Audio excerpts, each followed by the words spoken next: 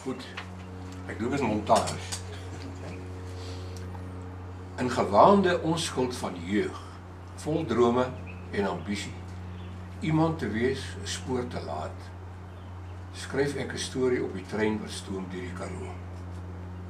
Silhouet van die berg, borswering teen wind en weer. Die loko fluit kan nie sy spoor verlaat. My storie steek vas. Die berg, geanker in sy aardse bed, niks roer hom uit sy grootste afsyligheid.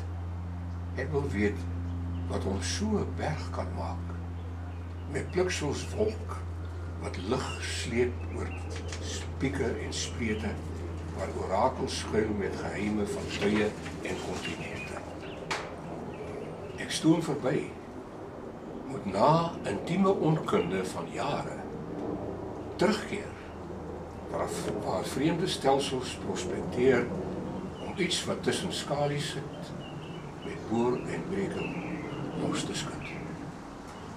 Ek trek my terug na my lingspoort, waar ek kan bid vir wesens wat die dinamiek nie ken, maar juist vir my, dat die misterie van Karoo en Berg by my sal bly.